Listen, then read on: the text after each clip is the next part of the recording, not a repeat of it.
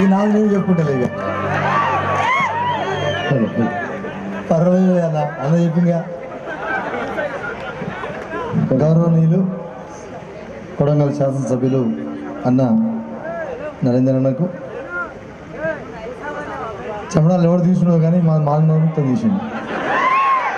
సాయి చంద్ర అన్నకు, నరేష్ భాయ్కి, మా రాజేష్ భాయ్కి, మా అశోక్ గారికి, రమేష్ గారికి, వైస్ చైర్మన్ గారికి, నిర్వాహకులకు, ప్రత్యేకంగా ఇక్కడికి ఇచ్చేసిన అంబేద్కర్ వాదులకు, భారతదేశం బాగు కోరుకుంటున్న మీకు అందరికీ జై భీమ్, జై పూలే, జై సేవలాల్. నేను నమ్మడోని బరాబర్ నీ భాష ఇట్లా మాట్లాడుతున్నా మీ ముందు అంటే బాబాసాహెబ్ అంబేద్కర్ ఇచ్చినటువంటి స్వేచ్ఛ. అన్నం పెట్టినోని మర్చిపోయే జాతి కాదు మా జాతి. అన్నం పెట్టినోని మర్చిపోయే తెగ కాదు మా జాతి. కాకపోతే కొంచెం లేట్ కావచ్చు కానీ లంబాడిలము ఇప్పటికే కుంకచర్ల అశోక్ ఏ తండలో పెట్టాం మనం పెడతాం బరాబర్ పెడతాం. ఆ చైతన్యం వస్తుంది ఇప్పుడే అన్నా. వదిలిపెట్టాం. మా బాధల్లో కూడా అదే. నేను తెలంగాణ ఆంధ్రలో ఎస్టీలో ఉన్నా, పక్కనే బార్డర్లో కర్ణాటకలో ఎస్టీలో ఉన్నా. ఏం చేయమంటాం? బాబాసాహెబ్ అంబేద్కర్ని మేము మర్చిపోతామా? బాబాసాహెబ్ అంబేద్కర్ని ఎస్సీ ఎస్టీలే గుర్తుపెట్టుకోవాలని కాదు నా బాధల్లా. నరేంద్ర అన్న గుర్తుపెట్టుకోవాలి, కమ్మ సోదరులు గుర్తుపెట్టుకోవాలి, వెల్మ సోదరులు గుర్తుపెట్టుకోవాలి, కోమటోళ్ళు గుర్తుపెట్టుకోవాలి, బాబురాలు గుర్తుపెట్టుకోవాలి. వాళ్ళు బొమ్మలు పెట్టుకోవాలి. వాళ్ళ నెల అందరితో బొమ్మలు పెట్టించే చైతన్యం అంతే వాళ్ళు. మనమే చైతన్యవంతులు కాలే. బాబాసాహెబ్ అంబేద్కర్ ఇచ్చినటువంటి వారు ఇచ్చినటువంటి ఓటును మనం ఎట్లా వినియోగించుకోవాలని తెలియని పరిస్థితి ఉంది. మనం మనుషులుగా గుర్తించబడ్డాం. నీ మానానికి ఓటు రాకముందు, ఈ భారతదేశానికి స్వాతంత్రం, భారత రాజ్యాంగం రాయకముందు నిన్ను లెక్క చేసే నాదుడు లేడు.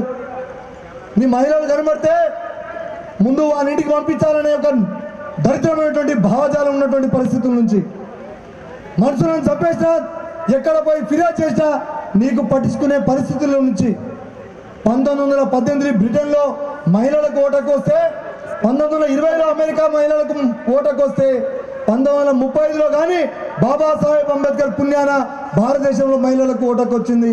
ఆ మహిళలు కూడా అగ్రకులాలకు సంబంధించిన మహిళలకి వచ్చింది. దళితులకు లేదు, గిరిజనులకు లేదు, వెనుకబడిన కులాలకు కూడా ఎవరైతే డబ్బున్న వాళ్ళు ఉన్నారో, అగ్ర కులాల్లో ఉన్నటువంటి చదువుకున్న వాళ్ళు ఉన్నారో, శిస్తు కడుతున్న వాళ్ళు ఉన్నారో వాళ్ళకే ఓటు ఉండే.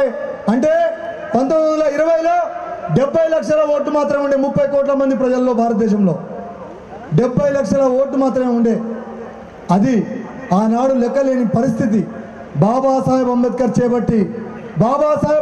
గారు చేపట్టి 1950 జనవరి 26 తర్వాత 18 సంవత్సరాలు నిండిన నా గిరిజనులకు, ఎస్సీ, ఎస్టీ, బీసీ మైనార్టీలకు, భారతదేశంలో ఉండబడిన అందరికీ ఓటకు కల్పించడంతో లాగులు తడుస్తున్నాయి.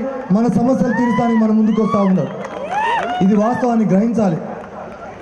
ఓటు ఎట్టేయాలి, ఓటు ఎందుకు వేసుకోవాలి, ఓటు ఎట్టేయాలని కూడా చెప్పిండు. మనం మాత్రం మర్చిపోయిన భారత రాజ్యాంగం ఇచ్చిండు, పరద కూడా ఇచ్చిండనా. ఓటు ఎవరికి వేసుకోవాలో ఎవరు చూడకుండా, నీ ఓటు నువ్వు ఎవరికి వేస్తున్నావో ఇంకొకరు చూడకుండా పరద కూడా వేసిండు. కానీ మన వాళ్ళు అట్లా చేయరు. మీకు ఒక గణాంకాలు చెప్పదలుచుకున్నా నేను. మా తండాల్లో ఓటు వేయకపోతే సచ్చినంతో సమానం అని 99% ఓటేస్తానికి పోతారు. బల్క్గా ఓటేస్తారు, అన్న కూడా తెలుసు. ఎస్సీలు కూడా దాదాపుగా 100% ఓట్లు వేస్తారు. బీసీలు సగం మంది వస్తారు. కొంతమంది ధనిక వర్గంలో ఉన్నవాడి వాళ్ళు సగం మంది ఓటేస్తానికి రారు. ఇంకా వాళ్ళ ఇళ్లలో ఆడవాళ్ళు ఓటేయడానికే రారు. కానీ రాజ్యం మాత్రం మనమే కుప్పలు ఎవరికి ఇవ్వాలో వాళ్ళకి ఇస్తున్నాం. ఇంకా బహుజన రాజ్యాధికారం ఎట్లా వస్తుంది? కాంగ్రెస్ నుంచి రాజ్య మార్పిడి తెలుగుదేశం పార్టీ పేరు మీద ఖమ్మంలోకి పోయింది. ఎవరు ఉన్నారో కాదన్న వాస్తవం. రెడ్డిల చేతి నుంచి ఖమ్మాస్కి వచ్చింది తెలుగుదేశం పార్టీ పేరు మీద. జెండాలు మోసింది మనమే. మనతోనే జెండాలు మోపించారు. తెలుగుదేశం పార్టీ అని పట్టించారు. ఓట్లు గుద్దించుకురు, వాళ్ళ రాజ్యాన్ని తెచ్చుకున్నారు. రాజ్య మార్పిడి జరిగింది. తెలంగాణ వచ్చిన తర్వాత కేసీఆర్ గారు ముఖ్యమంత్రి అయినారు. రాజ్య మార్పిడి జరిగింది. తర్వాత కూడా రాజ్య మార్పిడి జరగాలి. ఎట్లా జరగాలి? ఎస్సీలు గుద్దుకుంటే ఓట్లు అయితే రాజ్యం వస్తుందా? ఎస్సీలు గుద్దుకుంటే రాజ్యం వస్తుందా? కాదు. ఇక్కడ ఉండబడిన అగ్రకులాలను ఒప్పించి మెప్పించి మనం క్షమిద్దాం. మన తాత తండ్రులకు పెట్టినటువంటి ఇబ్బందులను క్షమిద్దాం. వాళ్ళను ఒప్పించి మనం రాజ్యం చేద్దాం. ఆ బాబాసాహెబ్ అంబేద్కర్ ఇచ్చిన మార్గాన్ని మనం తీసుకోబోదాం. ఈ రాష్ట్రాన్ని ఈ దేశాన్ని పరిపాలించే శక్తి మనకు కూడా ఉంది. దేంట్లో కూడా తక్కువ కాదని నిరూపిద్దాం. అందరం కలిసికట్టుగా పనిచేద్దాం. దాంట్లో మా పాత్రగా మీతో పాటు కలిసి రావడానికి మేము ఎల్లవెల్ల సిద్ధం ఉంటాం. మీకు తెలుసు మిత్రులారా, ఒక సేవలాల్ మహారాజ్ జయంతి జరుగుతున్నప్పుడు మేము బాబాసాహెబ్ అంబేద్కర్ ఫోటో కూడా పెట్టుకొని మేము జయంతి చేస్తాం. బాబాసాహెబ్ అంబేద్కర్ మేము మర్చిపోవని సేవలాల్ సేనగా మేము ఎప్పుడు కోరలే. ఖచ్చితంగా బాబాసాహెబ్ అంబేద్కర్, పూలే, సావిత్రిబాయి పూలే ఫోటోలు ఉంటుంది. ఎందుకో ఒక చిన్న మాట చెప్తా. నేను ప్రతి మీటింగ్లో చెప్తా, మహిళలు చదువుకోవడానికి అక్షరాస్యత శాతం పెరగడానికి సరస్వతి తల్లి ఎంత గొప్పదో నాకు తెలియదు, కానీ సావిత్రిబాయి పూలే ఎంత గొప్పది. అక్షరాస్యత శాతం పెరగడానికి కారణం సావిత్రిబాయి పూలే తప్ప సరస్వతి తల్లి గురించి నాకు తెలియదు. సరస్వతి తల్లిని సావిత్రిబాయి రాకముందు సరస్వతి తల్లిని మొక్కినటువంటి ఈ సమాజం ఎందుకు అక్షరాస్యత శాతం కేవలం 15% మాత్రమే ఉన్నది? ఎందుకు పెరగలేదు? సావిత్రిబాయి గారు వచ్చిన తర్వాత మా అక్షరాస్యత శాతం ఎందుకు 80% వచ్చింది? అందుకనే చదువుల తల్లి సావిత్రిబాయి తల్లి మాకు విద్య నేర్పిన చదువుల తల్లిని మేము మర్చిపోం. బాబాసాహెబ్ అంబేద్కర్ మర్చిపోం. ఈ సమాజం మాకు చేసినటువంటి మేలుని మర్చిపోం. మేము ఎమ్మడికి మీతో పాటు ఉంటామన్నా. కానీ మీరే కలుపుకోపోవాలి.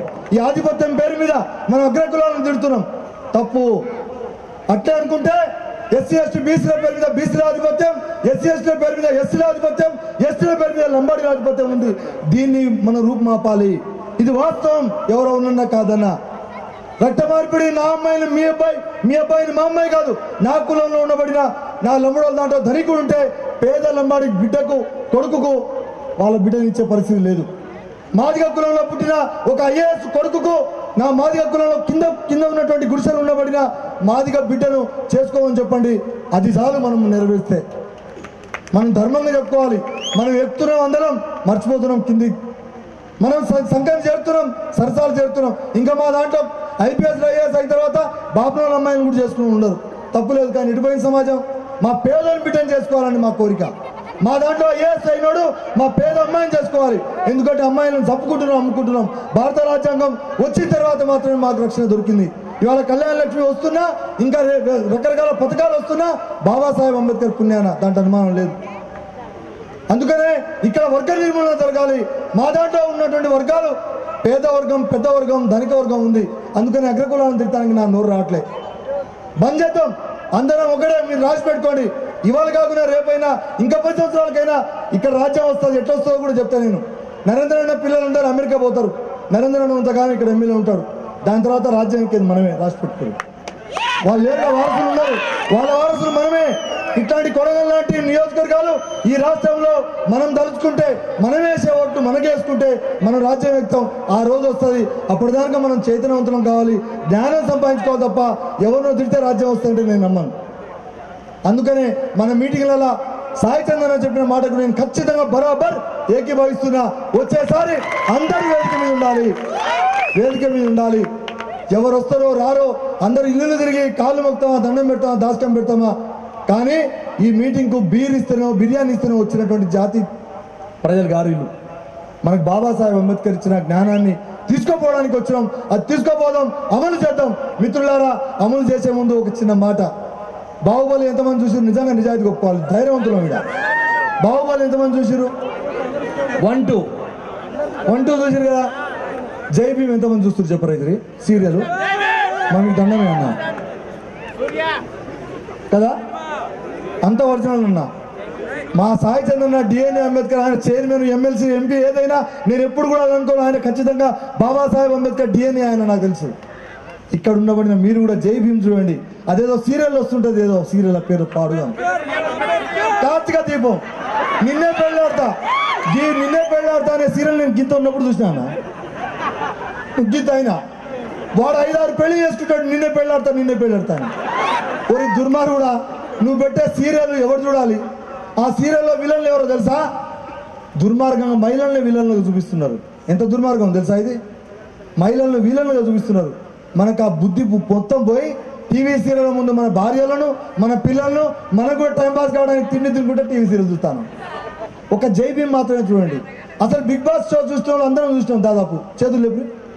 బిగ్ బాస్ అసలు ఏమైనా అతిగతి ఏమైనా సందర్భం సిగ్గు శరం లజ్జామానం ఏమైనా ఉన్నోళ్ళు చూస్తారా ఆ సీరియల్ బిగ్ బాస్ చూస్తారా ఎవడైనా ఎవరికి ఎవరు సంబంధం ఉండదు ఒక రూమ్ లో తోలుతారు ఏం చేసుకున్నా ఏం పర్వాలేట ఎవడరా మీకు నేర్పిన సంస్కృతి ఎవరు చెప్పిడ్రా మీకు గివ ఆరంభం చూడమన్నది భారత రాజ్యాంగం ఇచ్చినటువంటి బాబాసాహెబ్ అంబేద్కర్ ఇచ్చిన జ్ఞానాన్ని ప్రసాదించండి ఆ టీవీలలో పేపర్లలో మోసం జరుగుతున్నది మనల్ని ఇంకా ఏ రకమైనటువంటి పద్ధతిలో మైండ్ గేమ్ ఆడుతున్నారు ఆ మైండ్ గేమ్ తిప్పికొట్టే చైతన్యాన్ని మనం తీసుకురానంతసేపు బహుజన రాజ్యం అనడానికి మనకు అర్హత లేదనే సందర్భాన్ని మనం మర్చిపోవద్దు మిత్రులారా నేను నమ్ముడోని నాకు తెలుగు భాష నేర్చుకోవడమే ఈ జనరేషన్ హిందీ ఇంగ్లీష్ నేర్చుకోవడమే ఈ జనరేషన్ మీ అంత ఫాస్ట్గానే రాకపోవచ్చు బాబాసాహెబ్ అంబేద్కర్ నెత్తుకొని తిరగడానికి కానీ ఆ సమయం వచ్చిన రోజు మేమే మీ అందరికి నాయకత్వం వహిస్తాం రాసి పెట్టుకొని దాంట్లో అనుమానం లేదు బాబాసాహెబ్ అంబేద్కర్ మేము నెత్తినేసుకొని అందరికీ నాయకత్వం వహించే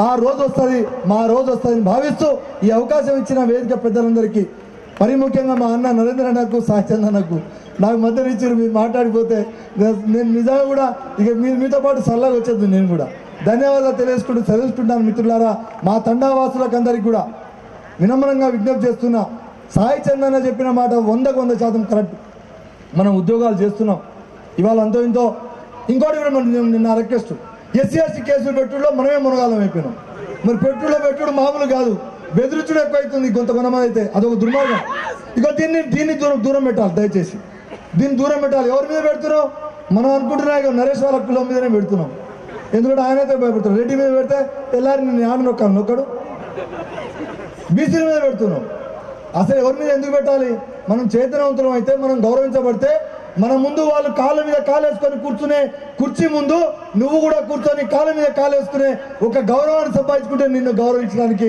వాళ్ళు నీకు వెనకబడాలి తప్ప బాబాసాహెబ్ అంబేద్కర్ గౌరవించాలి తప్ప ఇంకోటి కాదని రిక్వెస్ట్ చేస్తూ ఈ అవకాశం ఇచ్చిన మీకు మరోసారి ధన్యవాదాలు తెలుసుకుంటాను జై భీమ్ ధన్యవాదాలు